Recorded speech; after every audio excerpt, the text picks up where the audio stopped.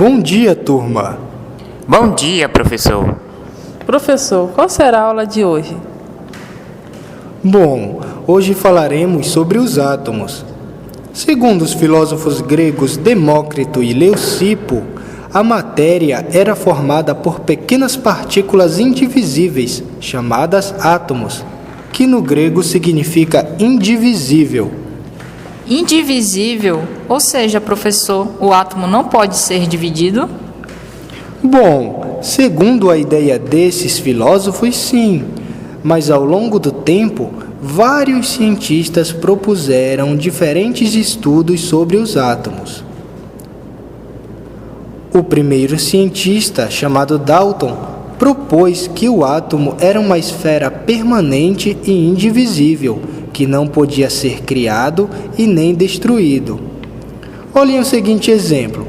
Para Dalton, o átomo era uma esfera pequena e indivisível.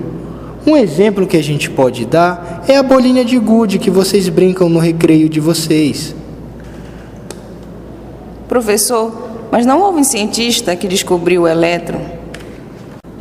Sim, em 1897, o físico inglês Joseph Thomson propôs um modelo atômico onde o átomo poderia ser uma esfera carregada positivamente com algumas partículas com carga negativa mergulhadas ao seu redor, os chamados elétrons. E desde 1897 até hoje, esse modelo atômico ficou conhecido como modelo de pudim de passas. Legal! Legal mesmo, Berílio. Logo após, surge outro cientista, Rutherford. Ele dizia que o átomo era um pequeno núcleo cercado de elétrons com carga negativa, e esse núcleo teria uma carga positiva. Vejam o desenho. Aqui nós temos um núcleo com a carga positiva e ao redor do núcleo temos os elétrons girando com as cargas negativas. Rutherford mostrou que o núcleo tinha carga positiva, denominando essas partículas de prótons, e percebeu que eles não estavam sozinhos no núcleo. Como assim, professor? Frâncio, em 1932, outro cientista chamado Chadwick comprovou o que Rutherford havia percebido, ao descobrir que juntamente com os prótons havia a existência de partículas que não possuíam carga elétrica, denominadas nêutrons. O físico Niels Bohr percebeu que em um átomo os elétrons não se encontravam integralmente livres e que esses possuíam certa quantidade de energia, o que denominou de níveis de energia.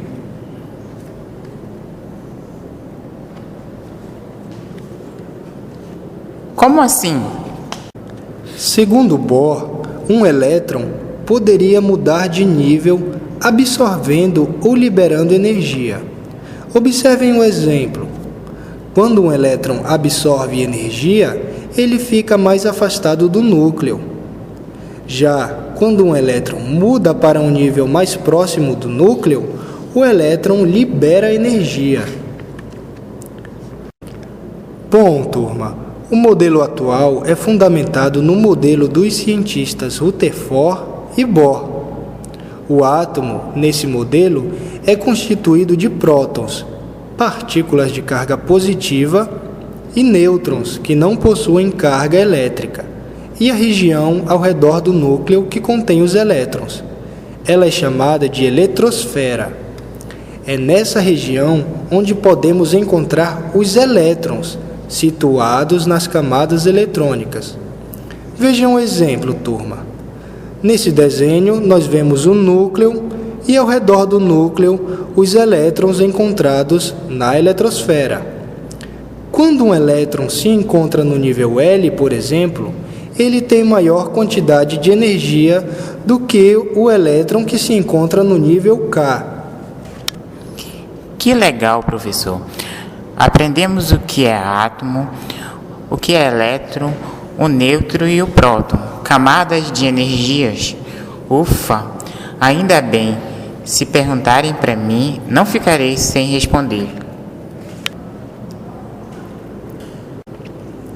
Bom, turma, na nossa aula de hoje falaremos sobre os elementos químicos que nós podemos encontrar na natureza, como o hidrogênio, o oxigênio, o ferro. Professor, só existem 3 elementos que o senhor citou? Não, Frâncio, existem muitos elementos. Por isso, os cientistas Mendeleev e Moseley organizaram os elementos em uma tabela periódica. Periódica? Periódica, pois considera alguns critérios. Pois, para Mendeleev, em 1869, o químico preparou cartões para cada 63 elementos conhecidos nessa época, onde cada cartão continha o símbolo do elemento, a massa atômica. Nossa, já havia muitos elementos descobertos. Sim. Segundo essa tabela, os elementos são organizados em famílias e grupos, visualizados na vertical. Apresentam propriedades físicas e químicas semelhantes, como, por exemplo, o sódio e o potássio.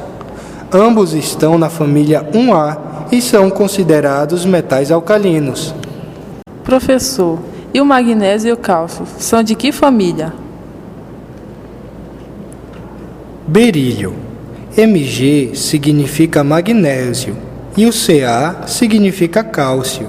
São considerados metais que pertencem à família dos metais alcalinos terrosos. Então eles são da mesma família? Eles são irmãos, primos? Tem algum parentesco? E sabe, professor, o cálcio é muito importante para os ossos do nosso corpo.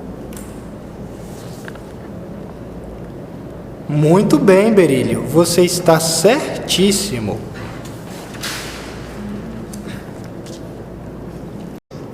Para Mendeleev foi dado o Prêmio Nobel em 1906, em reconhecimento pelo seu estudo, e em sua homenagem foi dado o seu nome ao elemento de número atômico 101, chamado Mendeleevio. Para Moseley, esses elementos se ordenavam em função de seus números atômicos, representados pela letra Z, e não em função de sua massa atômica, representada pela letra A. Que legal! Como eu queria que meu nome fosse dado a algum elemento químico.